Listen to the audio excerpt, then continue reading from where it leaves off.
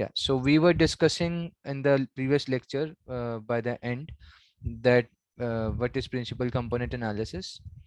We discussed that converting high dimensional data into lower dimensions make our job easy to visualize it, as well as it is easier to get the work done in terms of machine learning. So there were some major facts about principal components. They are the features which are constructed as a linear combination, and then we discussed that this also helps to preserve the original data. We are not deleting any column as it is. We are converting a higher number of columns into lower number of columns. So this was discussed, and principal components are generally defined as PC0, PC1, PC2 in terms in this PCI format, and this was visual. I mean, this was also visualized here, PC1 and PC2. So you can number them, and generally it is seen that the first principal component contributes the maximum. According to this figure, nearly 42% of the weightage of the contribution is given by PC1, and for PC2 it is nearly 18%.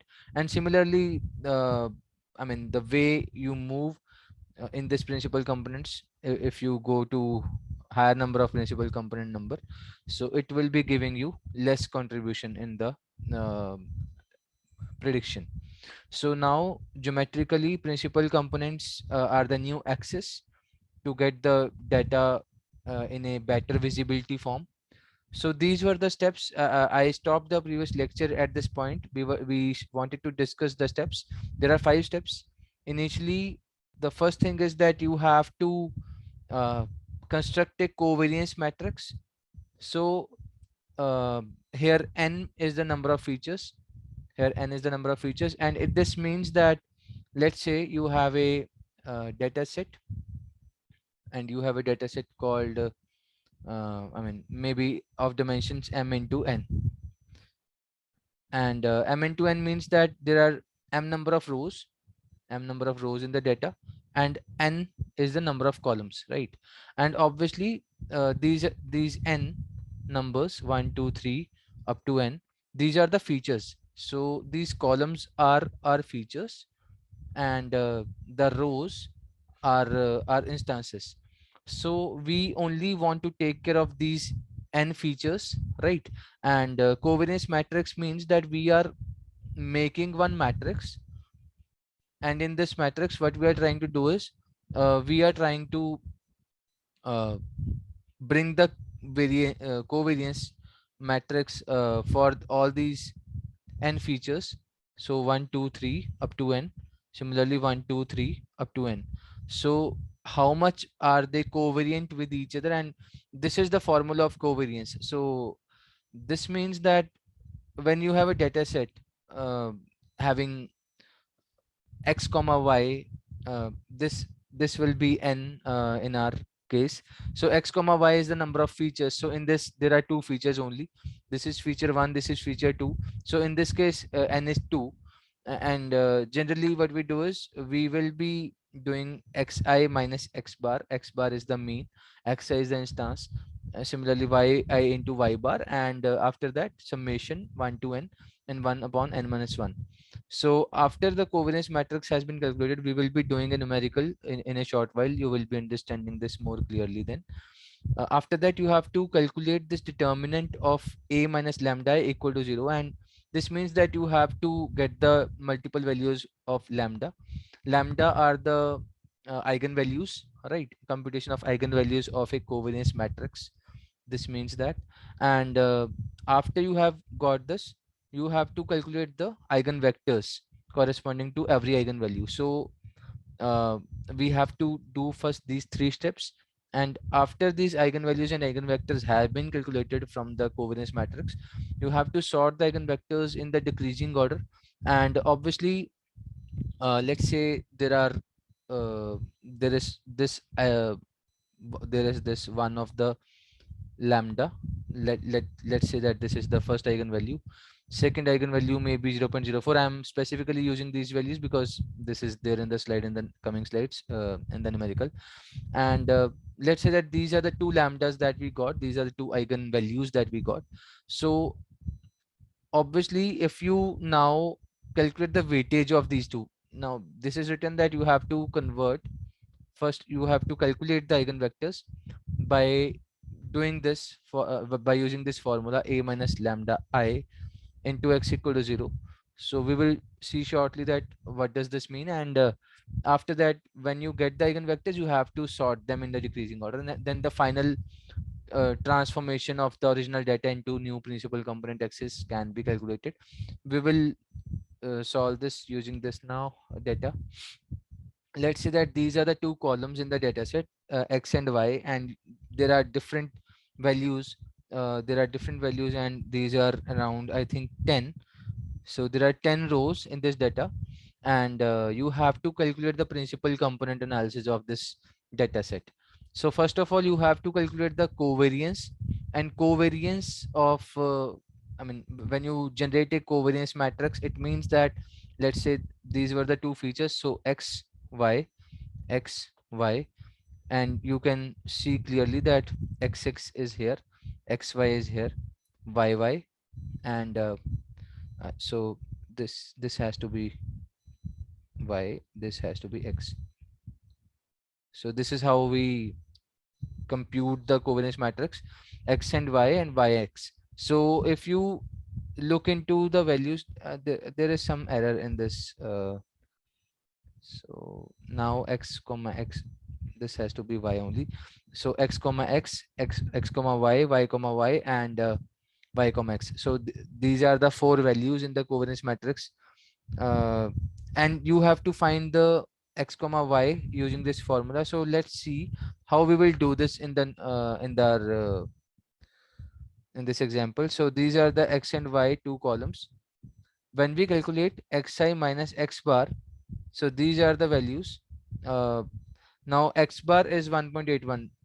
I mean, simply you can do the mean of all of these 10 values for x and y, and you will get the x bar and y bar. So using these two values, you can calculate xi minus x bar and yi minus y bar. So once you have got these values, you can calculate xi minus x bar into xi minus x bar, yi minus yi, yi minus y bar whole square, and then xi minus x bar into yi minus y bar.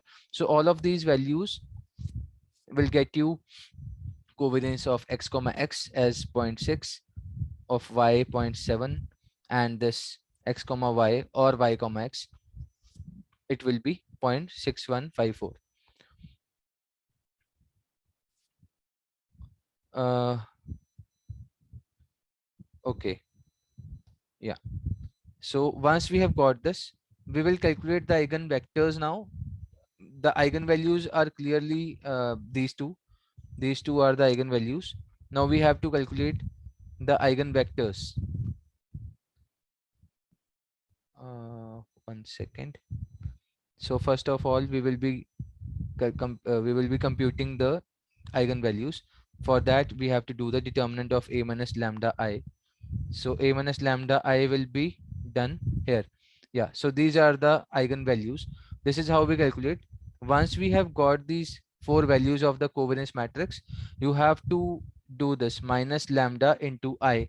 So I in this case will be identity matrix of size 2 cross 2, because this one is also 2 cross 2. So I mean, solving this, you will get this matrix, and by putting the determinant, by putting the determinant of this matrix equal to 0, you will get these two values of lambda 1 and lambda 2. So these are the two eigenvalues, and in this, if you calculate the weightage, so how much contribution this 1.28 upon 1.32 is giving is nearly 96%, compared to the second eigenvalue, whose contribution at this point is around 4%, maybe even less than that. I have just randomly written these two numbers. So when once you have got those lambda 1 and lambda 2, now you have to calculate the eigenvectors, and for calculating the eigenvectors, you have to multiply this x matrix where you will be writing that this is the vector 1, which is v1 x1 x2, and similarly v2 will be x1 x2. But obviously clear I mean it is clear here that in the first case we are using this lambda 1 in both the situations. I mean, you have to minus the lambda value one by one. So this is the first case where lambda is equal to 1.28, and this is the second case where lambda is equal to 0.049. It is nearly 0.05.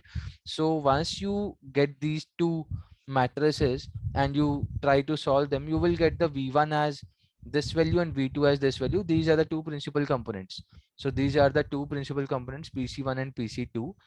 And so vector corresponding to the highest eigenvalue uh, is considered as PC1 followed by the other component as per their eigenvalue.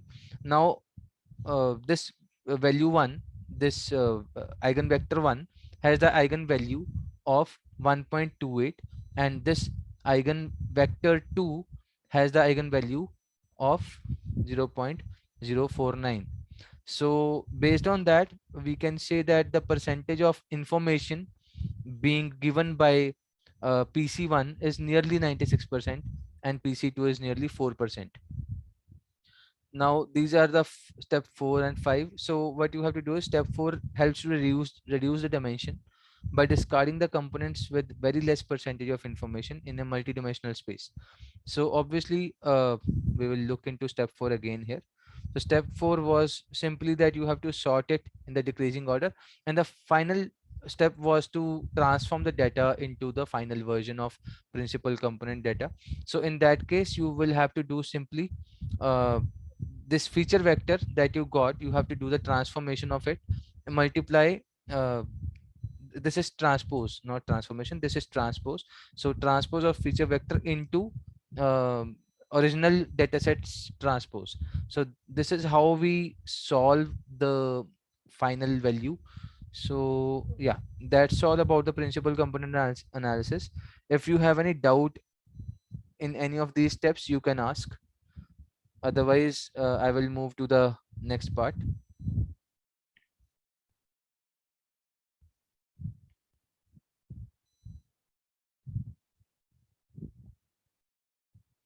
Sir ये next slide कीजिएगा इसका आगे sir इसे What? Sir Next one? Next slide Yes, sir yes. यहाँ पे ये x x और ये वाई वाई है सर ये वाला थोड़ा एक्सप्लेन कर दीजिए Yeah.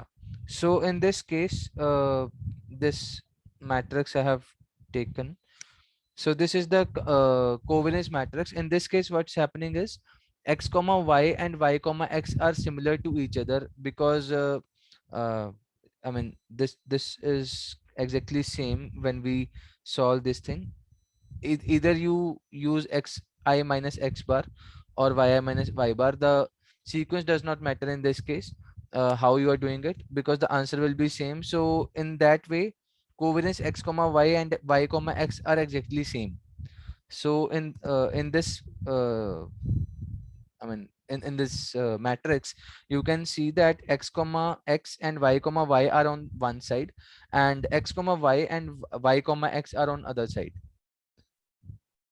So this is how covariance matrix is being calculated here. You can verify I mean the calculation of covariance matrix from your source. You can look into some other source also, and if there is a difference we will discuss in the next class. But for now, let's consider that x comma x and y comma y will be kept on one side, and x comma y and y comma x will be kept on the other side. Okay. Thank you sir Yeah. Generally, I mean, this mathematics will be used. I mean, you should know the process, that how are these values coming up. So if you know the formulas and you know how to calculate them, there is a good chance that you can solve a numerical given to you. Let's say that something related to this x comma y will be given to you, and you have to calculate the values accordingly, the principal components. So this full numerical, maybe this will be given to you in a subjective exam if there is a subjective exam for you. And I think there will be one subjective exam for you uh, in October. Have you got the details of the exams?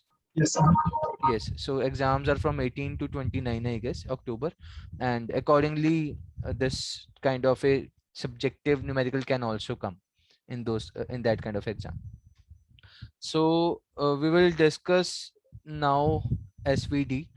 SVD is another feature extraction technique similar to PCA, and this will be I mean this in this you will need to solve the things mathematically again. We will discuss the things slowly in this case, and we will make sure that you are understanding each step. So SVD is singular value decomposition, and this is one of the mathematical technique to solve the to get the factorization done in linear algebra. So this is the equation that we will follow. Original data set is a m into n, and you have to decompose it into three parts: u, sigma, and this v transpose, where u and v are the column unit orthonormal vectors, and this sigma is a rectangular diagonal matrix whose diagonal entries are the singular values of matrix A. Can anyone tell me uh, what is sigma? I mean, how does this relate to your PCA? If you have, I mean, think this in terms of PCA. What will be sigma in this case? I have written that it is a rectangular diagonal matrix whose diagonal entries are the singular values of matrix A. So in this case, we can say that the sigma is related to eigenvalues of A. This is related to eigenvalues of A.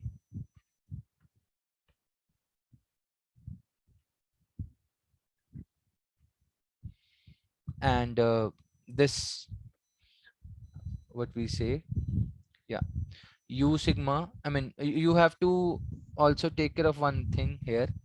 So the final product is m into n. This U will be of size m into m. V transpose will be of size n into n, and this sigma will be m into n. So you have to take care of these things. Now I have one question for you. Can anyone tell me what is the meaning of this column unit orthonormal vectors? Anyone out of you?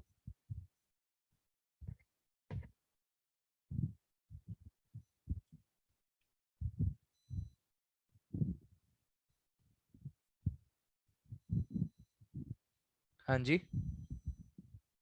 Anyone? What is the meaning of this column unit orthonormal vectors? This is part of linear algebra. I suppose you have studied this thing earlier.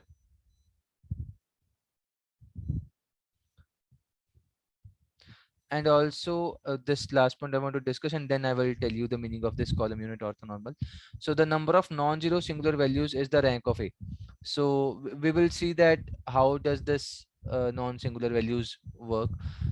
But now orthonormal means this u into u transpose is equal to I, or identity matrix, and because of this condition, u transpose is equal to u raised power minus 1, u inverse. U transpose is u inverse, and similarly v transpose is v inverse, because they are both orthonormal. This is mathematical property. Now singular values of any matrix m into n is the positive square root of the eigenvalues. So when you will be calculating the singular values of the matrix m into n, you have to do the positive square root. So whenever you are doing square root, let's say square root of 9, there are two values, right? 3 and minus 3. You have to select only this one. It means this. So this will be the eigenvalue in this case, and of the matrix m transpose m of order n cross n. So let's see how does this work. First we will see how to compute these things, and then we will solve one numerical also. So this sigma, it is a rectangular diagonal matrix of singular values of A, and after this, in order to compute this sigma, what you have to do is you have to calculate the eigenvalue of A transpose A, or A transpose. So if you calculate eigenvalue of this thing, or you are calculating eigenvalue of this thing, still you will get this value of sigma. right? And for finding sigmas, you have to do this again, a transpose a minus lambda into I. So this is a technique to find the sigmas, and in that case you will have to solve the equation and keep only the positive square roots. And after you have done this, you will get multiple values of this sigma 1, sigma 2, sigma 3 up to sigma n, depending upon how many sigmas are there and how you are trying to get the values. So diagonal entries of sigma is this. So let's say that you have maybe 5 and 3 are the two values, and so data set is also having two dimensions. So this will be 5 3 0 0. So this will look like this. So this thing means this. And in case there is a three-dimensional data but the values are only coming out to be 2, then you have to write 5 3 0 and fill the values like this. So it means that diagonal entries will be this sigma 1, sigma 2, sigma 3.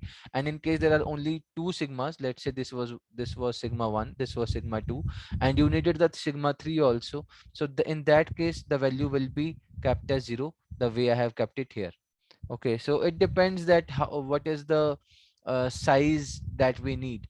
So even if you have less values, you can fill a 0 in that case. So that's the meaning of third point.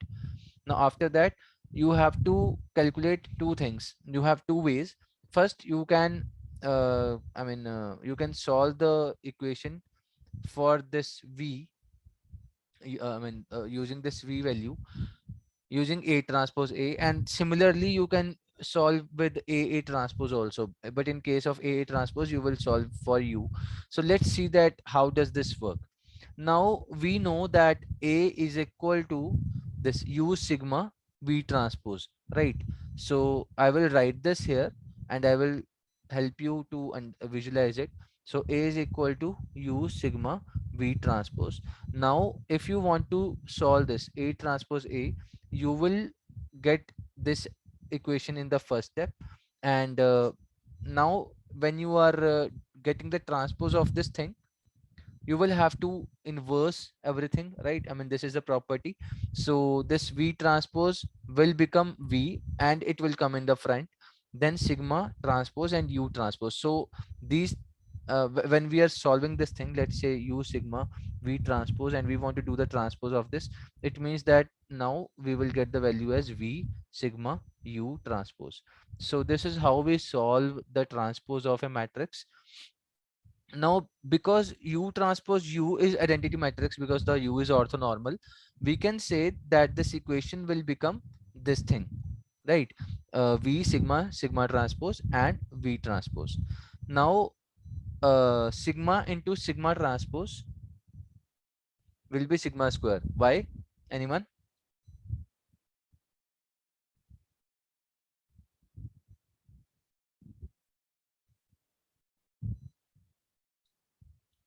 Why is this sigma into sigma transpose is equal to sigma square?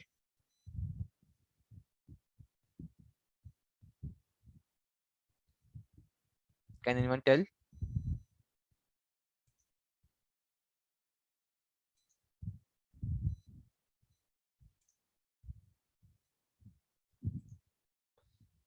Now because we discussed that the sigma has the dimension of m into n, right?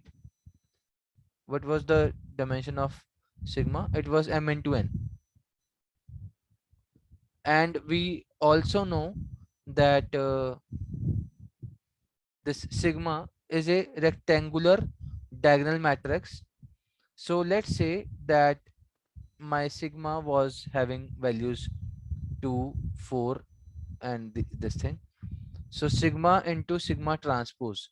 So let's say that this was my sigma, and sigma transpose will be, what will be the sigma transpose? You have to,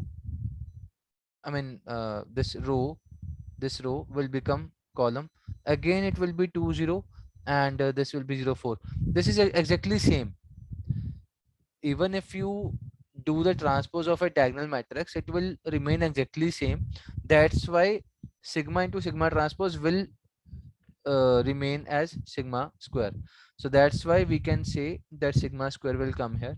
And because for the diagonal matrix A into A transpose is equal to A square, I mean I have showed you with the example also, even if you transpose this thing it will remain same. Now where sigma square is the eigenvalue matrix of A transpose A, now when you reach this stage you can clearly say that the sigma square is eigenvalue matrix. And so according to a diagonalization process we will represent the eigen vector A transpose A, since its column unit vector, so it must be normalized by each column. Now by solving all of this thing using this process, we have reached a conclusion that when we get this thing we can say that now sigma square is the eigenvalue and this v is my eigenvector. Okay, so this is the conclusion when we try to solve the equation by using A transpose A. Now if we try to solve the things by using A transpose, similarly the way we did earlier, the thing is that now transpose is on the right hand side, so you will have to solve this and you will get this. Then V transpose V will be again I, and this will be removed, so sigma into sigma transpose will be sigma square, so use sigma square, use U transpose. And in this case now sigma square will again be the eigenvalue matrix, and in this U will be I mean U represent the eigenvector of A transpose. In this case now U is the eigenvector. Okay, so this is how we solve the equation and get the singular value decomposition by using multiple techniques. You can do the A transpose A or A transpose, and you will get the value of the eigenvector in terms of V and U respectively. So now alternatively we can also find U or V using column normalized eigenvector of A transpose respectively. So if you use this formula, uh, Ui is equal to 1 upon sigma I into AVI, because AV is equal to this. So everything has been written for you. You have to simply put these things, I mean you have to put the values in this equation and you will get the value of Ui and Vi to get the work done. So let's do one small example. Let's say that A is equal to 3 to 2 and 2 3 minus. So this is the original A, and A is equal to, now we know that we want to solve for this. A is equal to U sigma V transport, and we want to get all these kind of I mean all these components one by one. So the solution is that you have to start finding the sigma I, which are the eigenvalues of A transpose. So first you will be solving for A transpose. I mean you have A, and once you solve this you will get this value that's written here, 17 8 8 17. So once you solve this you will get, you will reach this stage, and once you reach this stage it is easier for you to calculate the values of sigma, this lambda. In fact, first lambda will be calculated, determinant of A into A transpose minus lambda I. When you put the values in this you will get this single equation. This equation will give you values of lambda is 25 and 9, and to get this sigma 1 and sigma 2 you have to do the positive square root. So this lambda, this sigma 1 will be 5, sigma 2 will be 3, but now we wanted the size to be, now because the original size here is 2 into 3, right? So it means that my U will be 2 into 2, sigma will be 2 into 3, my V transpose will be 3 into 3. So this was, I mean you have to solve for this by multiplying these two. You will get 2 into 3, and again multiplying these two, I mean, you will get again 2 into 3, which was the initial size. So we know by default that for sigma, we have to have this size of 2 into 3. Now, to get this 2 into 3, you have to fill extra values as 0, right? So this sigma will be having 0, 0 here, because we had only two values, 5 and 3, and diagonally 5 and 3 are getting finished here. but we need the third row, I mean the third column, because this sigma will have to be will have to be of the same size as A. The size of A and sigma are exactly same according to our formula. So that's why we needed this, and we are filling extra zeros. So in case we will have A transpose A, we will need this 3 into 3 matrix, and in that case you might have that option of getting this thing.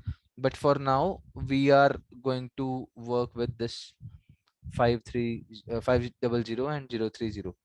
So yeah, and let's say that we want to do it for the three things, and in that case you will get three values of lambda.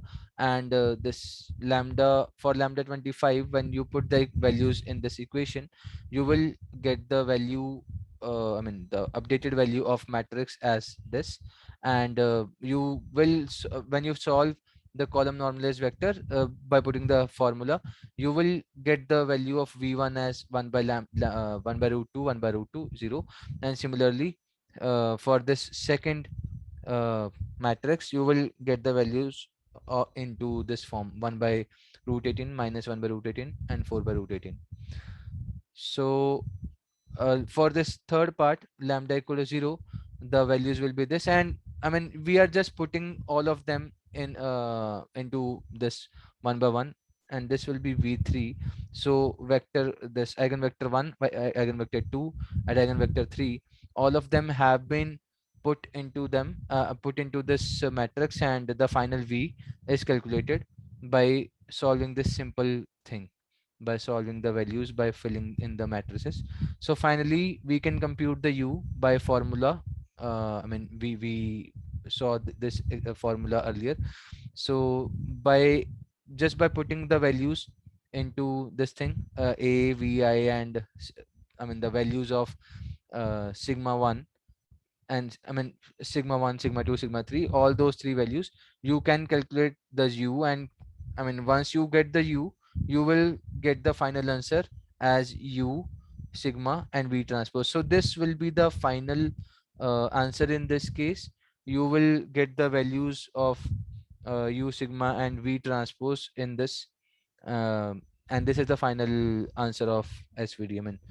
That's how the numerical works. Now we will be discussing that how does this svd helps us in dimensionality reduction. We will be discussing based on this this dimensions and everything. And we will also look for a relationship between the svd as well as pca. So svd is used for dimensionality reduction. Obviously, we have to do some compression, and we are doing the dimensional reduction. But how the things work? So dimensional reduction is done by neglecting small singular values in the diagonal matrix sigma that we calculated. Now, in the the factorization, you have three components: u, sigma, and v transpose. U is m into p, sigma is p into p, and v is n into p. So this is m into p into p, and n into p. So by having this value as v transpose, p into n matrix, or the conjugate transpose of, if m contains the complex values, so p is the rank. This is the same thing that in the form of mn and p. So these three values have been written here. And it's also discussed that if your sigma is p into p, it means that your rank of the matrix is p. So this is the basics. And then I have tried to explain here the relationship between pca and svd. Now, in the pca, we we saw that we had this thing. Yeah, so we had this thing in the end: feature vector transpose into original dataset transpose. So this can be written into two forms. Maybe you can say v transpose into a transpose, and this can also be written as a into v. So whatever v was coming, this a into v can be the transformed pca. And also, if you want to talk in terms of transpose, so the final answer can be v transpose into a transpose. So these two are the valid I mean final PCA transformations. And in that what we were doing was a m into n was my feature matrix, where m was the data values, n was the features. So I have discussed this earlier also, that here m are my number of rows, n are my number of features, the columns. So this covariance matrix was n into n, where 1 2 3 4 5 up to n, and I mean we were calculating this covariance matrix, and this decomposition was helping us, where x is equal to eigenvectors, and this lambda was my eigenvalues. So these were the two things, where a into x was my new transformed data set.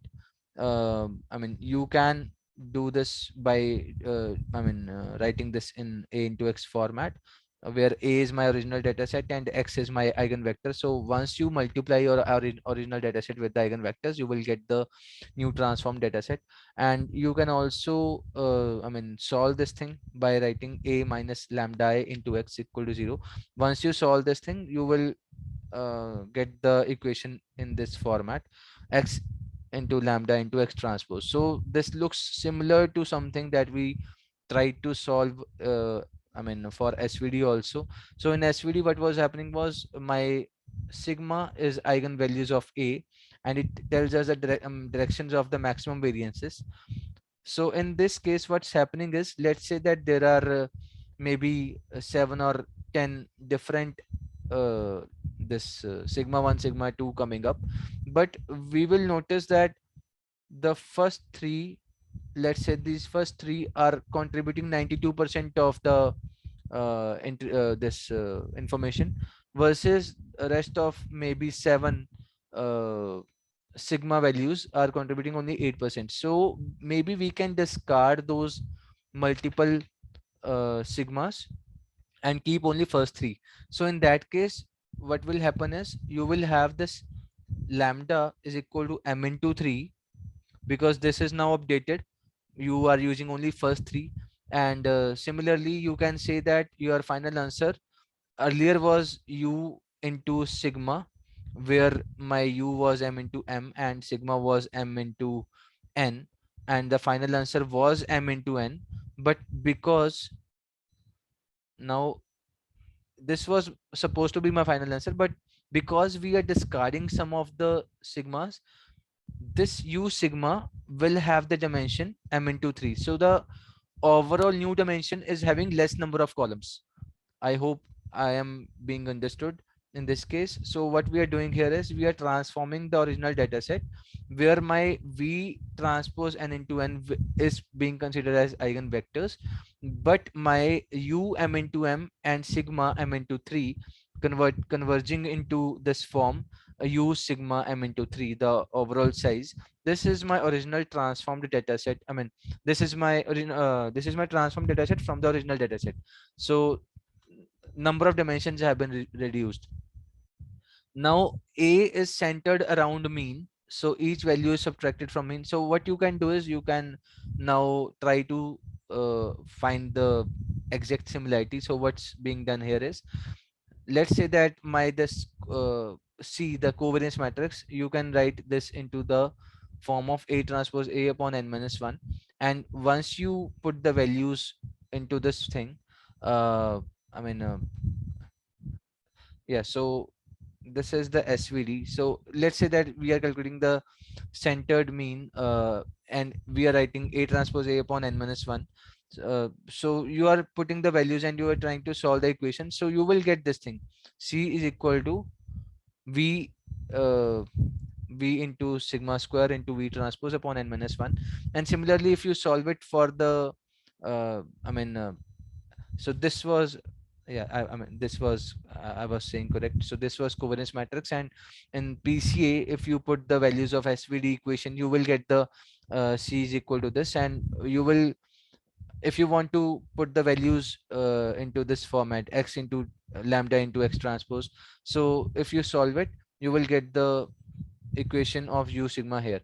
So these are two similar equations. So one side it is PCA, one side it is SVD. So both things are being put into this sigma form. And I mean, I hope you can solve these equations. I'm not going into the mathematics of how these steps are being solved. You can look into it once the slide will be shared with you. And overall, the concept of dimensional reduction means that you have to convert into three parts. The SVD is, I mean, the again visualization is being shown. So the center one will be diagonal matrix and other values will be zero. So applications, we will discuss the applications and then we will end the session. Yeah. So SVD might be the most popular technique for dimensionality reduction when data is sparse. So sparse data refers to rows of data where many of the values are zero. This is often the case in some problem domains like recommender system. So what you can do is you can take help of this SVD in getting the work done for the recommender system, as well as you can get the work done for the bag of words in the text document. So we will be working on the text based document, and we will be doing this bag of words when the practical will come for SVD, or maybe I mean for other model, but we will do the pre-processing and we will get the work done by using this bag of words technique, and it will be very helpful. The SVD will be helpful. These are the different applications. I mean, recommender system was discussed in the previous slide, but there are other things also. Maybe you can do it for the user movie ratings, text classification, one hot encoding, bag of words, TF-IDF. TF-IDF we have discussed in detail earlier. Term frequency, inverse document frequency. This has been discussed, and I mean, this is example of a movie rating. So what you can do is you can form this matrix where the person is rating the movies, and maybe someone has not seen these two. So this first person is giving the rating 11100, and the second person is giving the rating 33300. So it means that depending upon the person, the rating has been given, and you will be I mean, you can decompose them into three parts: U, sigma, and V transport, and you will get these values when you solve it. But this is how you can get the values, and the overall data set can be reduced. So the relationship, so this, I mean, this is same that I discussed in the handwritten notes, I mean 3 4 slides back. All of these things have been written in that slide. So I will end the session after this slide, and I think it will be complete also. Yeah, LD we will start tomorrow.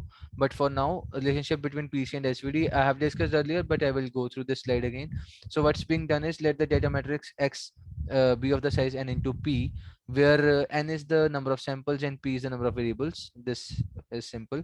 Now P into P is the covariance matrix. So C is my covariance matrix, which can be written as VL into V transpose. So where V is the matrix of vectors, and L is my diagonal matrix with the eigenvalues lambda I. So eigenvectors are called the principal axes or principal directions. The coordinates of ith data point in the new principal component space uh, s- are given by the ith row. So this has, I mean, this is simple. So this is the final thing. What you have to do is, now if we perform SVD on X, we will get this value. We know that X is equal to U into sigma into V transpose. But now if X is centered, it means that column means have been subtracted and are now equal to 0. Then the covariance can be given by X transpose X upon n minus 1. And once you solve it, you will get this equation equated. So C will be equal to V into sigma square upon n minus 1 V transpose, where V are the principal directions and singular values are related to the eigenvalues, where you can get the values of lambda I into this form, and transform the final data set will be X into V in case of my PCA. And if you put the value of X here, X is equal to U sigma V transpose, you will get this equated to U sigma. So U sigma was my transformed data in SVD, and X into V was my transformed data in PCA. So I mean, we have discussed this. So X into V is my PCA transformed data, or you can write it as this also. These are the two techniques in which you can say that this is the transform data of PC, and U sigma was SVD transform data. So this is how these are two similar things. We have equated them. I mean, considering that X is being centered, so this is the most important point. So X is being centered, and the column means are being subtracted, so you will get this equations. And because we have made this assumption that X is being centered, so it means that overall the SVD and PC are doing kind of a same job, and eventually they are supposed to do the same job. They are supposed to do the feature extraction. So that's all for today. We will continue this thing in the next lecture. We will discuss the LDA and the next topic.